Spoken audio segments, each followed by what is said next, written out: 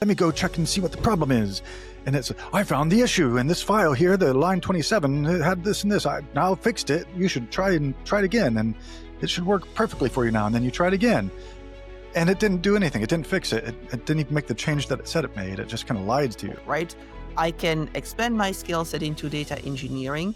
I am not a data engineer. And until I train and decide to do that job for a while, I will not be a data engineer. I will be somebody who can, with the help of a tool, produce code that's good enough to do a data engineering task as a one-off and badly, repeatedly, but probably not in production. And sometimes it'll do something that you think is really complex, and you're like, oh my gosh, there's no way it's going to be able to get this right on the first try. And like, you'll say what you want it to do, and it just gets it right. And you're like, oh my gosh. And then other times there's like this tiny little bug, or like this element is positioned too far to the right, and you'll be like, can you reposition this to the left? And then it like completely breaks the whole, the whole app. And in the past, that wouldn't have worked, right? Like a data scientist knows how to code for data science things, but not like software engineering, like developing a product. Not the same thing. Yeah, and yeah, in the past you just couldn't do that. And so now it's like, oh well, he's a smart data science person. He knows how to code some things. And now we have, Cursor and Windsurf and ChatGPT and all these other Cloud Code and all these other things that they could probably just figure it out. Welcome to Knowledge Distillation, where we explore the rise of the AI analyst. I'm your host, Katrin Reiben, CEO and founder of Ask Why. This is episode 6, and today we are talking to Jim Gianoglio about the dual life of the modern analyst, both building AI tools and using AI tools to transform their own work. So Jim, you've been in marketing in various roles for a couple of decades. Your skill set spans from graphical design to creative direction to SEO to analytics and now entrepreneurship and software development. So quite a spread there. You are also the co-host of Measure Up, a podcast about marketing measurement, as it says in the name. I'm, by the way, an avid listener, and I highly recommend it. So we serve together on the organizing committee of Measure Camp New York, the Measure Camp with the best pizza. I always have to say that. And also the best coffee, since the company that you founded in 2023, Cauzal, sponsors it. The coffee, I mean. Ask Why sponsors the breakfast, which allows us to make these stupid jokes on the boards like, ask why you should have breakfast. Because the coffee is great. That's right. Analyst humor. What can I say? So please, tell us about your dad jokes. Oh, yeah. No, totally. We're an exciting crowd. So please tell us about your journey and what made you decide to leave the agency world and start your own consultancy focused specifically on marketing measurement. Yeah. So I guess like anyone with enough gray in their beard like me, we didn't go to school for this. It wasn't like, oh, I went to school to be a web analyst or a data scientist. There was no school. There wasn't even books about it. We kind of got into the long and circuitous route. But my path was photographer to kind of TV and radio commercials, print ads, web design. I kind of did all of that with a small agency. And then because of the web design, I got into SEO, and then from SEO to analytics, from analytics to data scientist. And then on to what I do now with Cauzal Analytics, which is, my own consultancy doing marketing analytics and measurement. And at my last role, I ended up being the bridge between the marketing team and the data science team, because I kind of speak both languages. I have that sort of creative background and marketing background, but then I also have the data science chops. And so I ended up being kind of the bridge, the translator between both sides, which is a pretty good skill set to have. And when the opportunity came to start my own company, I jumped on it. So by opportunity, I mean I was laid off, which, by the way, uh, best way to start your company is to have your previous company pay you for the first 4 months while you start your company and get your first couple of clients. Um, Also, it helps to have an amazing, wonderful, supportive wife that happens to have our health insurance. So all those things kind of That does help combined, too, yes. and yeah, and Causal Analytics was born. That was a couple of years ago, 2.5. And so just to like expand a little bit on your data scientist skill set, it's really like you've gotten quite deep into it, right? And you're an R aficionado. Can you tell us a little bit about like that journey, how why you chose R, for example, how you got into it, what you studied, where you are there? Yeah, yeah. I mean, this will be a common thread, but it's, I ended up going back to school back in 2016, graduate school for data science in essence, because I had a client who was kind of pushing me on marketing questions and answers, and I didn't have the skill set or the knowledge to be able to answer their questions. And I didn't like not knowing, so I said, "Well, maybe I'll go back to school." So I did, and yeah, R was just kind of that's in academia that tends to be, in statistics programs and not so much computer science programs, but statistics and sort of the data science side of things. They tend to be in R, or at least they were at the time. I'm sure that's probably equal parts Python now. That's just what I happened to pick up at grad school and be the most familiar with. So you do have some schooling in the end. But yeah. Yeah, yeah, yeah. So you went back to grad school to be a data scientist. You continued working for your same company, and when the opportunity came, you started Causal. And can you tell us about Causal? What is Causal? Yeah, Cauzal Analytics is a boutique consultancy. We work with clients on marketing analytics broadly, so helping clients measure and understand how their marketing is working. Specifically, we do that with marketing mix modeling and incrementality testing. Those are kind of the two core areas that we focus on, helping clients understand, which channels are working, which channels are maybe not as efficient, where they should shift budget from this channel to that channel to get the most conversions or sales or revenue or leads or whatever it might be.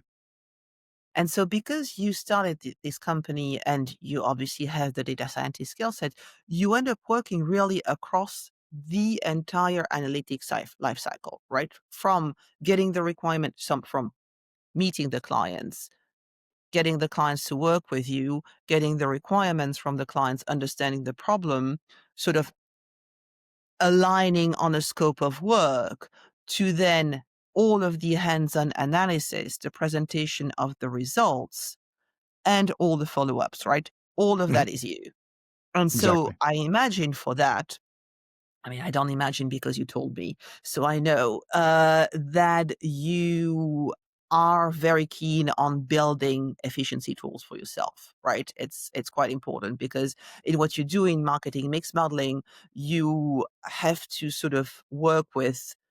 Do you actually? I don't know this. Do you always choose which marketing mix model you work with, or is it something that your clients can have some strong preferences for? Yeah, that's a good question. It depends. I've had clients where their Facebook rep has told them they should be doing marketing mix modeling, and And oh, they hey, we listened. have this thing called Robin that you can use, and so they've been kind of pushed to use Robin, and I get pulled in to help them build a Robin model. Hmm. Um, I've had another client where it was Meridian. Their Google rep said, "Hey, you should build marketing mix modeling with Meridian," and so they needed help, and I came in and helped with Meridian. I don't have kind of a strong preference. It's usually whatever it makes the most sense for the client, whether they want to kind of own it themselves or not, whether they have the in-house expertise or not. Sometimes you have a smaller team that just needs a platform, something that they can log into and kind of see and play around with some things, but not, have a kind of fully custom built model.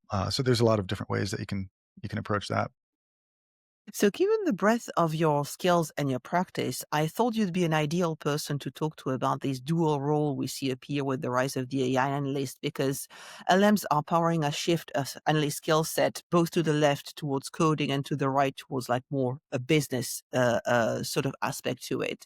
And so we see AI analysts both using AI to power their analytics life cycle and using AI to build tools to help themselves or to help their process.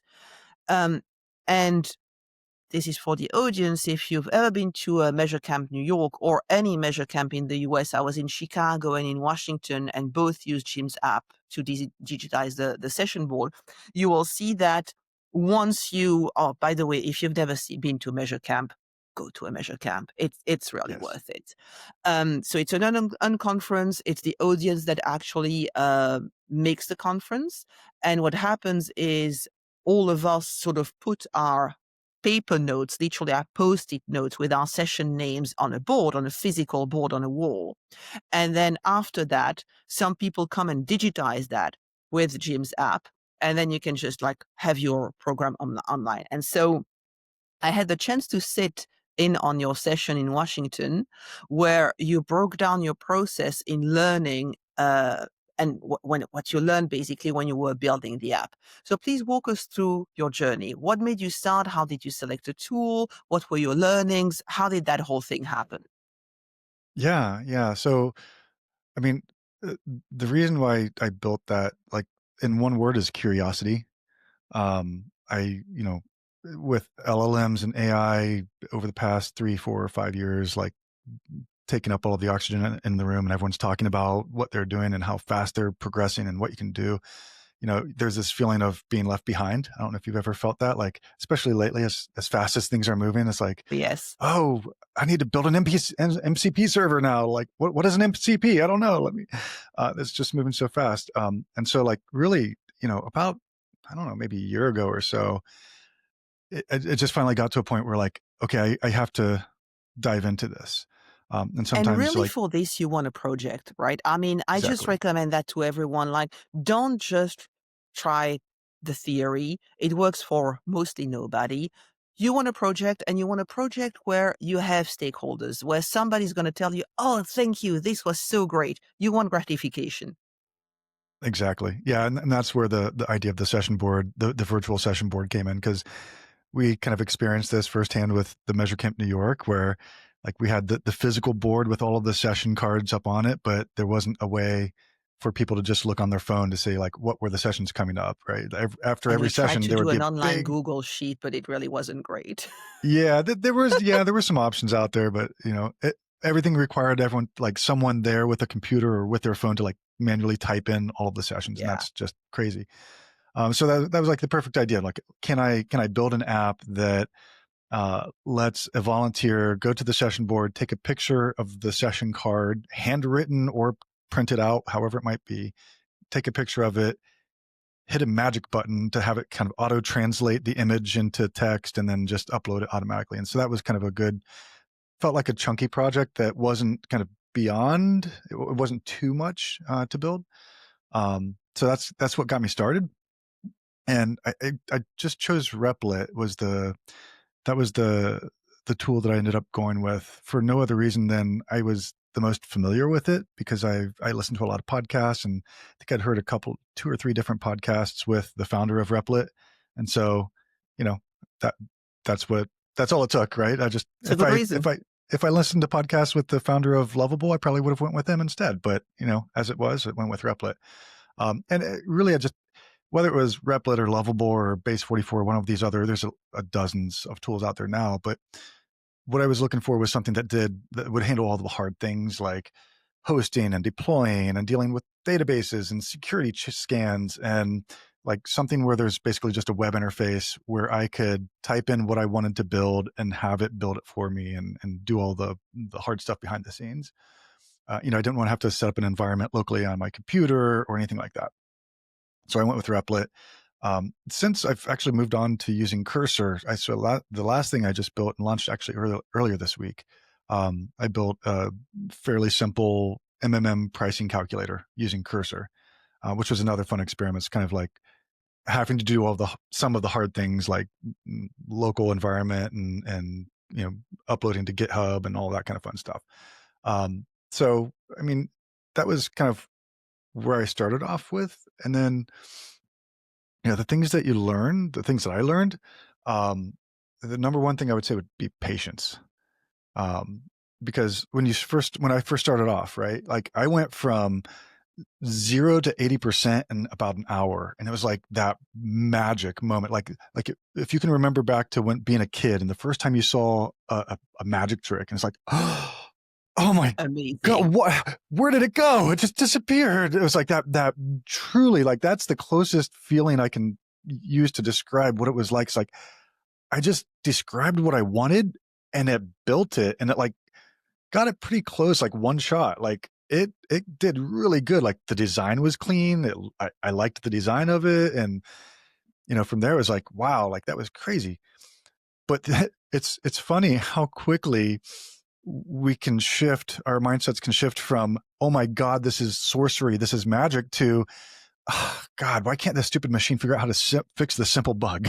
It's like we kind of forget how amazing it is that it even got to where it was, and now we're just like, oh, I can't even like fix this thing. Come on, because there were plenty of times, and this is like one of the learnings I talked about in Washington was um, learning how to work with the LLM to get certain results, and sometimes it'll do something that you think is really complex, and you're like, oh my gosh, there's no way it's going to be able to get this right on the first try, and like you'll say what you want it to do, and it just gets it right, and you're like, oh my gosh. And then other times there's like this tiny little bug, or like this element is positioned too far to the right, and you'll be like, can you reposition this to the left? And then it like completely breaks the whole app, or something horrible goes wrong, and then you're like, okay, you didn't fix it, it's still broken, and you showed a screenshot. It's like, in its sycophantic way, it says, oh, you're absolutely correct. You're so smart. Let me go check and see what the problem is. And it's, I found the issue in this file here. The line 27 had this and this. I now fixed it. You should try it again. And it should work perfectly for you now. And then you try it again.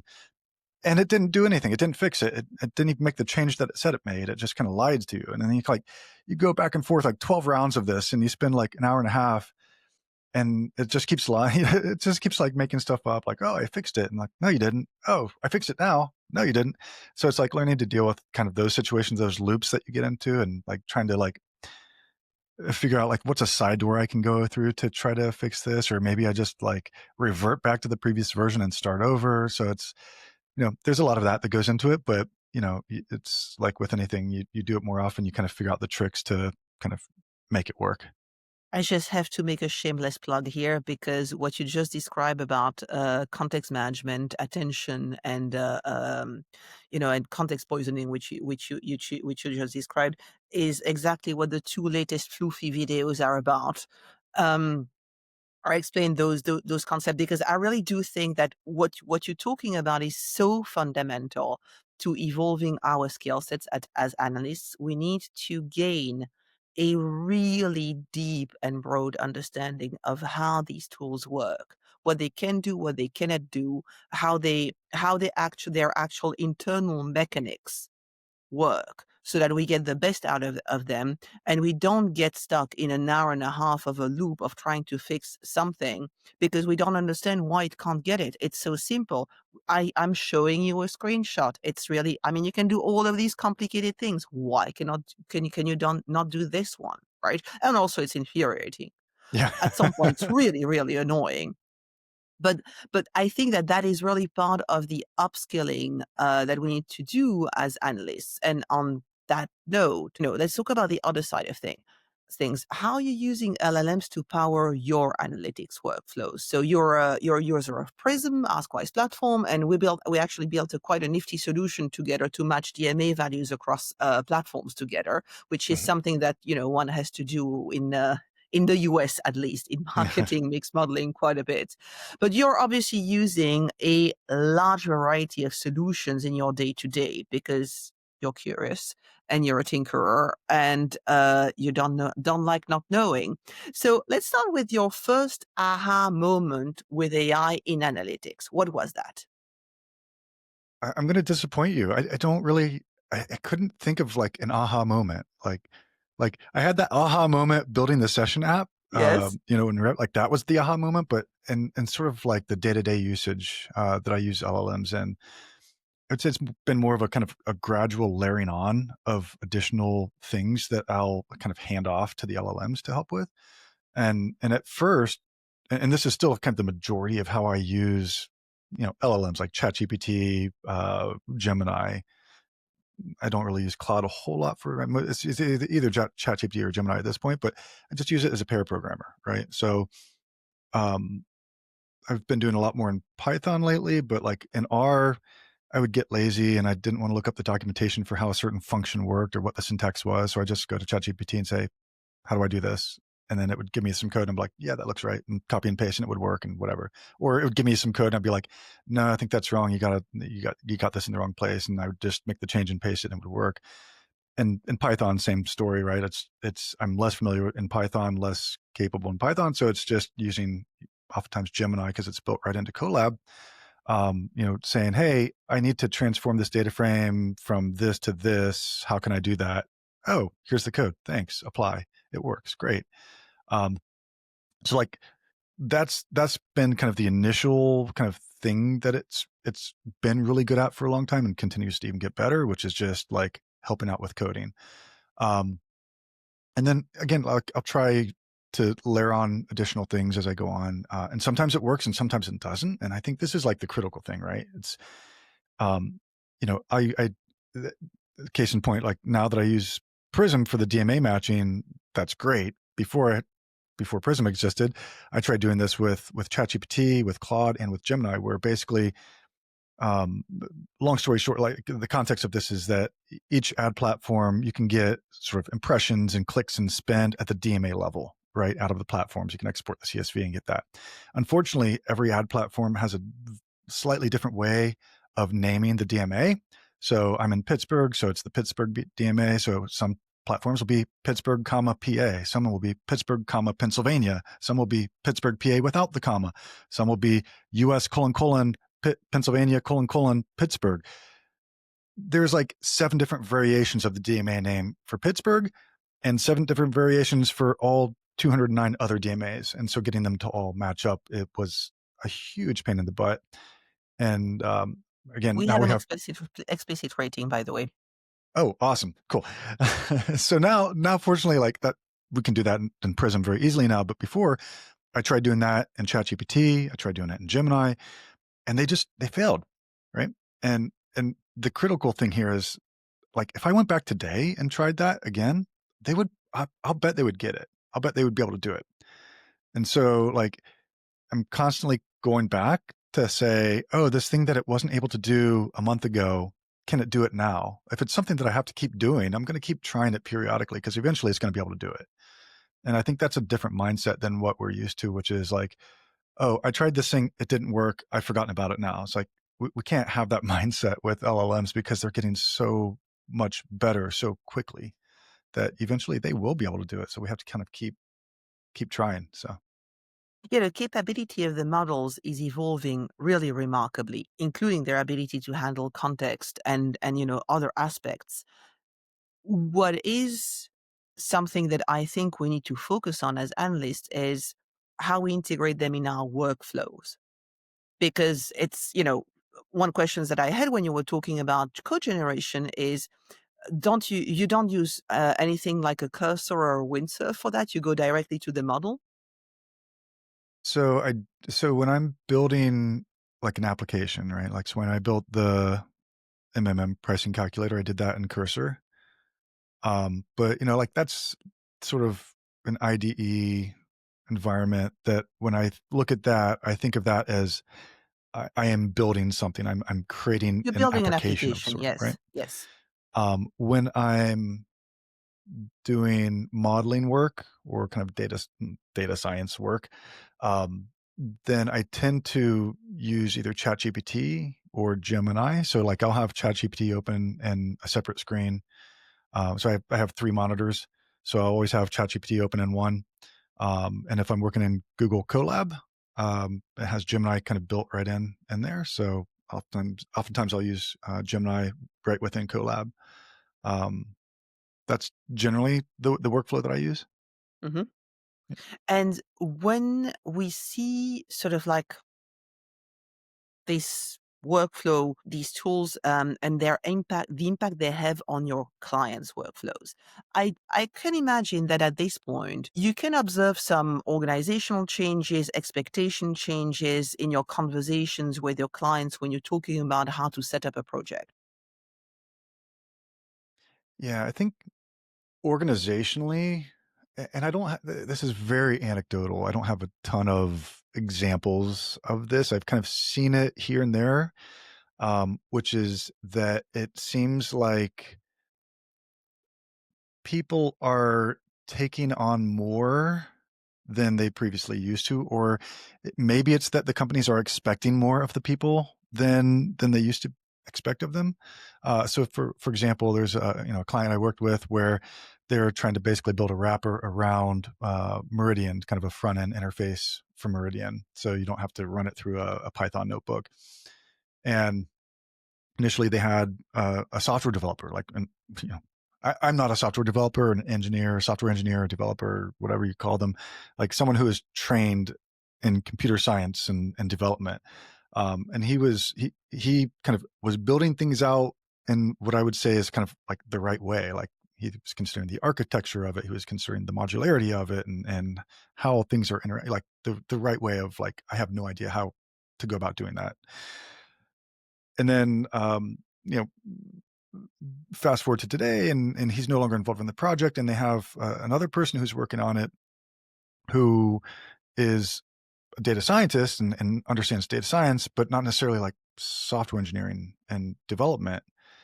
And in the past, you that wouldn't have worked, right? Like a data scientist knows how to code for data science things, but not like Yes. software engineering, like developing a Not product. the same thing. Yeah, and yeah, in the past that wouldn't you just couldn't do that. And so now it's like, oh well, he's a smart data science person. He can and he knows how to code some things. And now we have, Cursor and Windsurf and ChatGPT and all these other Cloud Code, and all these other things that they could probably just figure it out. Um, Again, I don't know how much of this is me sort of uh, looking too deeply into one specific scenario, but I think I that's think it's probably very happening. illustrative, very, very illustrative of a tendency, a trend that we see now, though, because I really see this confusion between an expansion of skill set. So having a tool at your disposal that can allow you to expand your skill set into areas that you wouldn't have been able to touch before. But expanding your skill set doesn't mean that you are that role, like that you're Hmm. trained to do that role, right? I can expand my skill set into data engineering. I am not a data engineer. And until I train and decide to do that job for a while, I will not be a data engineer. I will be somebody who can, with the help of a tool, produce code that's good enough to do a data engineering task as a one off and badly repeatedly, but probably not in production. You should not take that and put it in production, most E- probably, right? I mean, Exactly right. if it works, you're very lucky. Right. That's purely a question of luck at that point. Yeah, and it's great for like for a marketer who wants to prototype a solution Fantastic. that can then hand it off to the engineering team to say like, okay, here's what I built in Lovable or Bold or Replit or whatever, and then the team can take that and like prof- that's a bad word, professionalize it, but like make it robust, make it secure, and work out all the bugs and things like that. Yeah. But what I do see when I see that specifically when I looked at job descriptions, but also from what people tell me, we're in this like immature sort of like beginning phase of the rise of the AI analyst, where when you look at job descriptions that say AI analyst, you have everything bundled together. Build infrastructure, fine tune LLMs, maybe even just do like training, pre-training for LLMs, and also create dashboards. Yeah, and you need 10 years Basically the of whole prompt thing. engineering experience, right?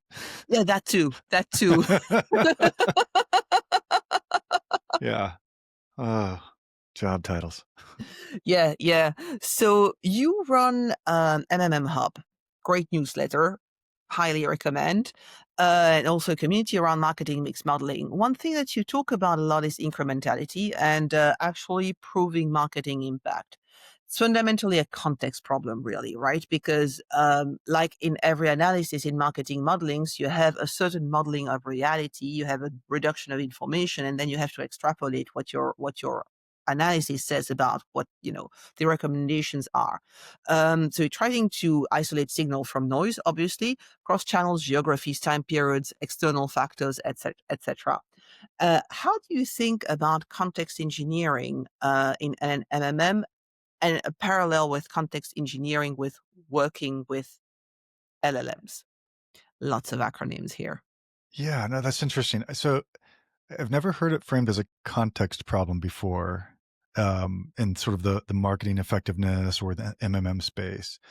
Um, but ultimately, like you're right, we're trying to show or prove that there's a causal relationship between A and B, right? If I increase A by 20%, B increases by 10%, or if I turn off Facebook ads, revenue decreases by 5%, right? So anytime you can set up a test that isolates a single change, right? And this is what you're talking about, like the context, right? We're trying to isolate the signal from the noise, right? The thing that we changed from everything else that was happening at the same time.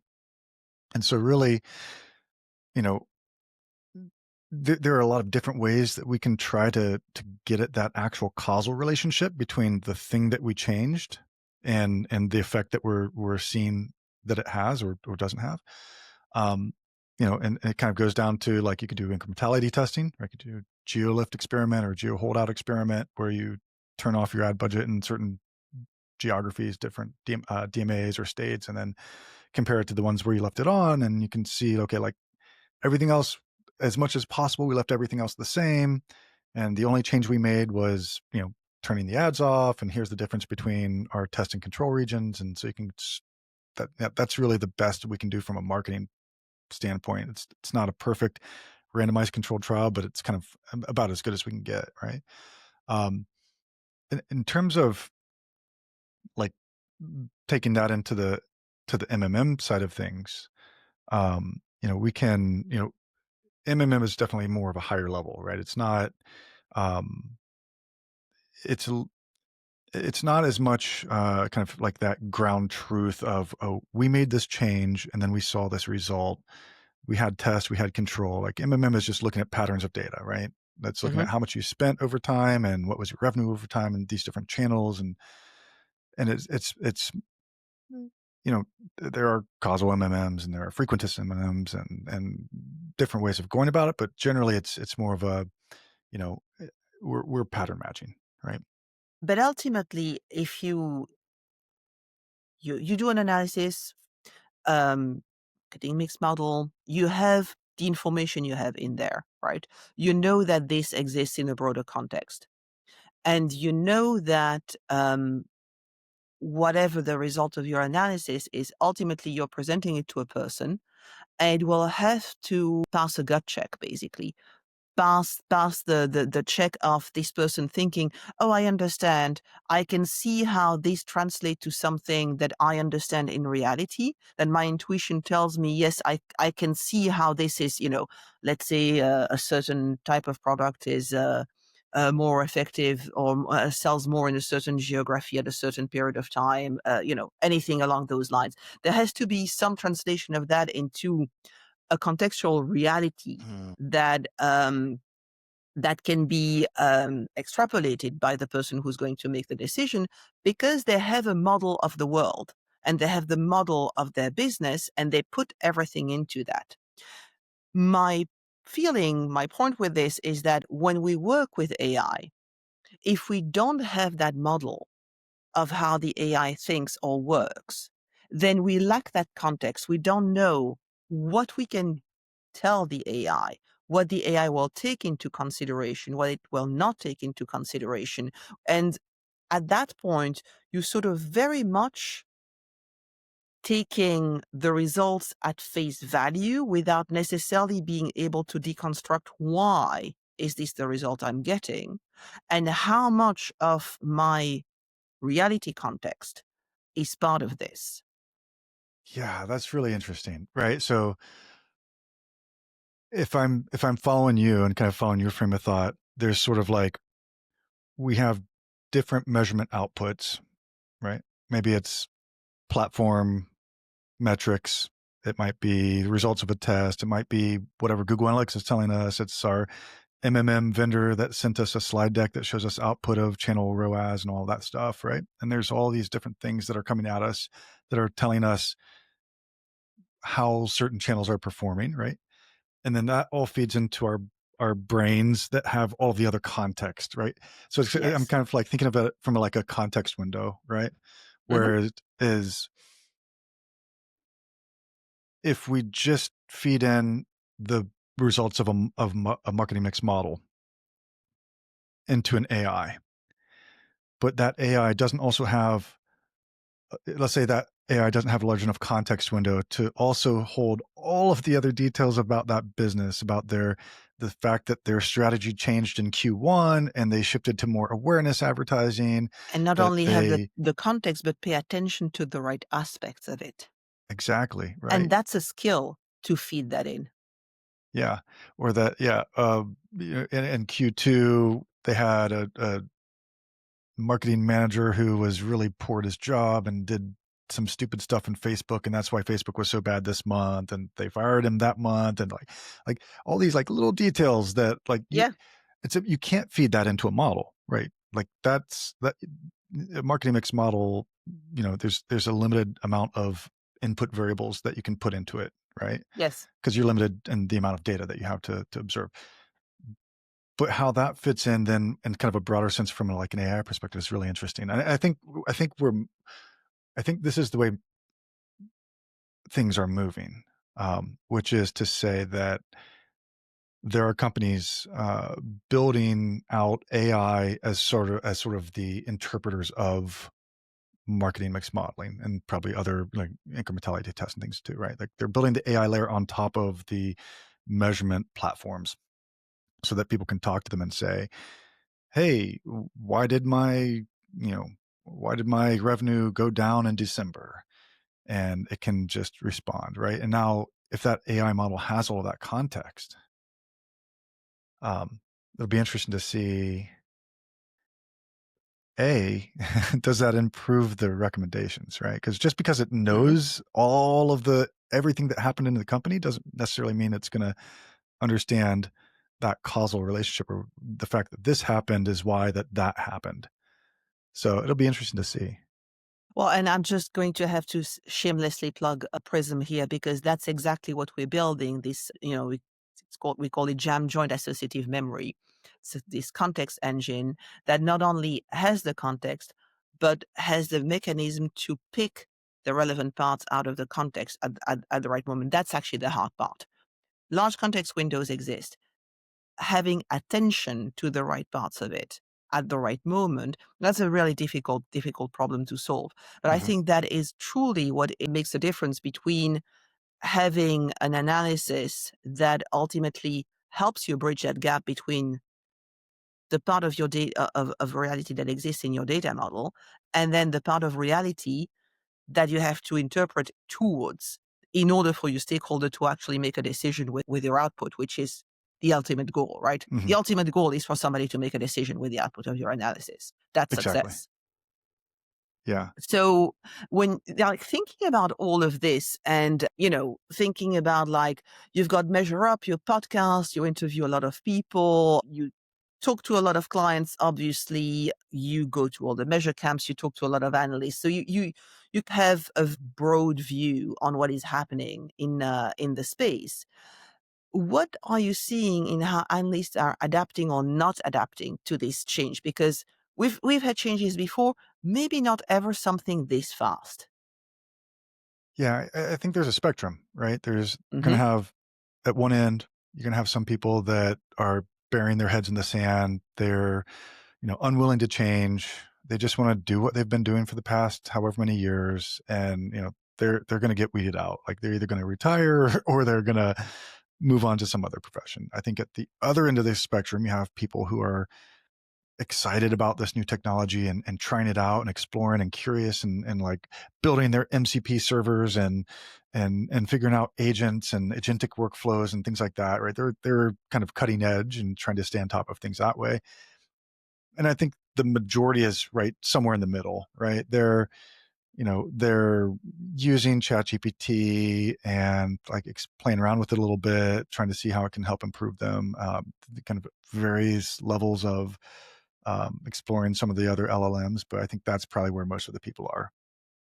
I think if I had to guess, I don't see too many people who are sort of in the heads in the sand space. And I mean, part of that is because like if you're going to come out to a measure camp on a Saturday and spend all Saturday, like you've already self-selected into a certain group, right? That's true. Um, Yes.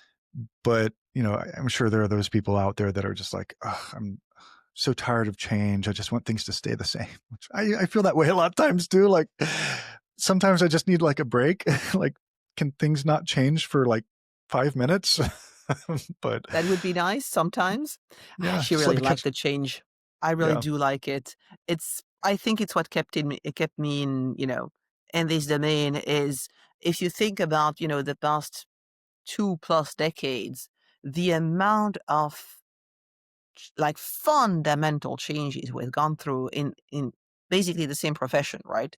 But mm, like really very, very large changes. It's been really, really interesting.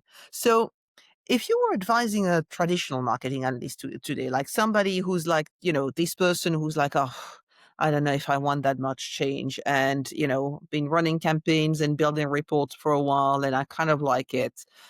Could that still, could that stay the same? But probably it won't. So I have to do something. So, in that idea of like a limited attention span and a time to learn new skills, what would you, with your breadth of skills and your breadth of experience, what would you tell that person to focus on? It can be, one, two, three, whatever you want, whatever you think is relevant. yeah. No, I've thought about this, and here's my advice. Here's what I would tell people: is take on. Let's see. Most people are back to work on Monday. We're this Thanksgiving week now, so a lot of people are like off. But like starting on Monday, you get back to work. Take an hour, write down everything you do in a week, like task by task, like not like broad things, but like, oh, I do this thing for this many minutes. Like, what are the tasks that you do? Right. So, tasks on one column, next column, how long it takes you to do that. And then prioritize them by, at the top of the list are things that you truly believe need your human involvement. There's something that you enjoy doing. It's like the thing that you like actually like about your job that you want to Yeah, keep you should doing. keep Like, that. yeah, that's at the top of the list. And Yeah. then down at the bottom list, you have the boring, mundane things that you hate to do, that you know that take up your time that you wish you didn't have to do. And then I would just start at the bottom of the list and work my way up, trying to figure out how I can automate this thing, or use LLMs or agents or MCPs or whatever new technology is out there, right? How can I use ChatGPT or Gemini or Replit or some other tool to maybe build my own tool to do this thing for me, to either completely automate it, get it off my plate, or to at least make it so that I can do it in 5 minutes instead of 30, right? I would do that for every single task, starting at the bottom, working my way up, so that hopefully you get to a point where, you've gotten to a point where in a week you can do in 20 hours what used to take you 40 hours, right? So now you have an entire 20 hours. You have half of your week left to provide more of you could take it a couple of different ways, right? You could say, okay, now I have more time to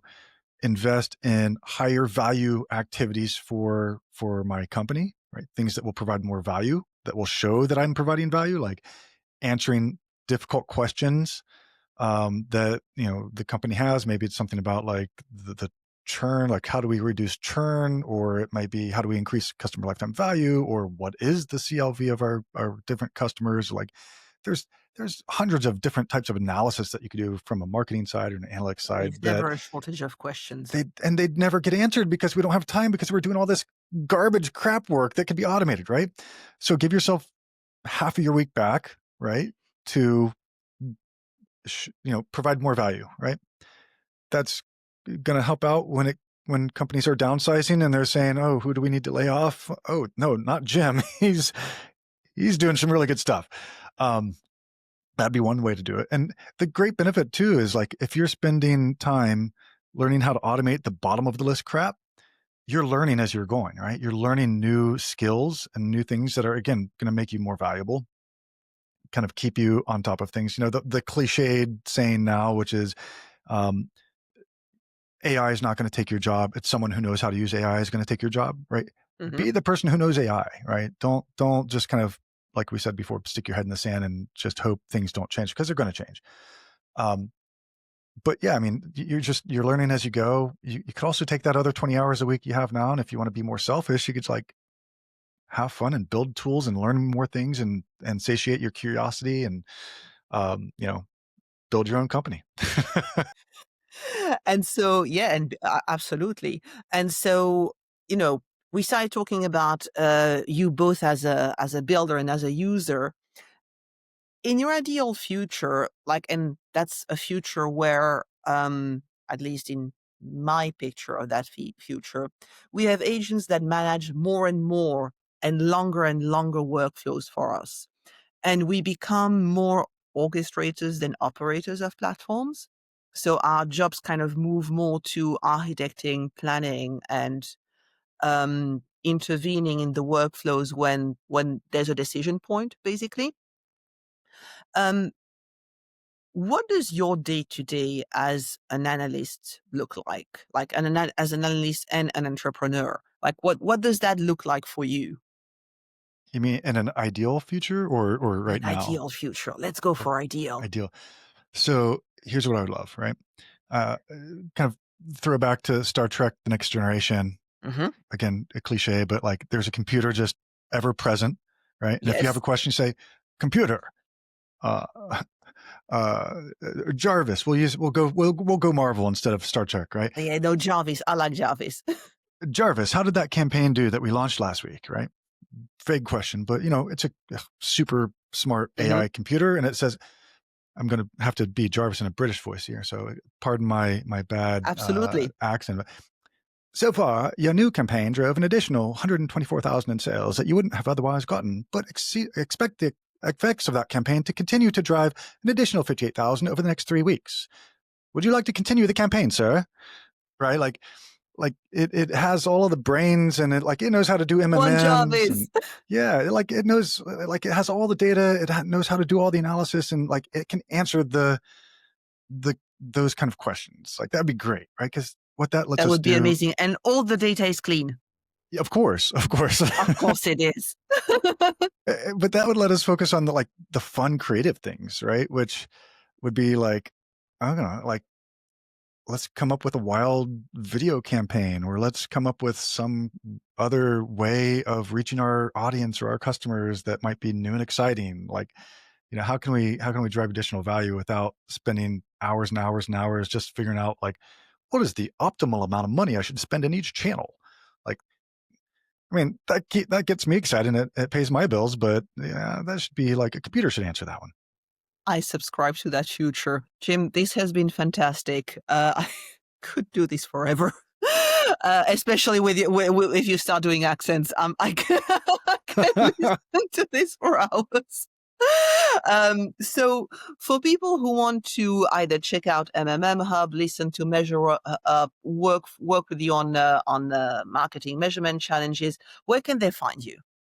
Sure. Yeah. If people want to join the MMM Hub Slack group or the newsletter, they can go to mmmhub.org. Otherwise, you can find me on LinkedIn pretty easily. I'm there pretty often, posting and lurking. Well, thank you for distilling some knowledge with you. We'll make sure all of this is in the show notes.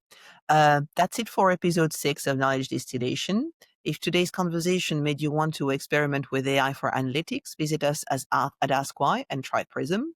Thanks for listening, and remember, bots implement, AI analysts architect. Thank you. Thanks to Tom Fuller for the editing magic on this episode. If you want to work with Tom, head to askwhy.ai and check out the show notes for his contact info.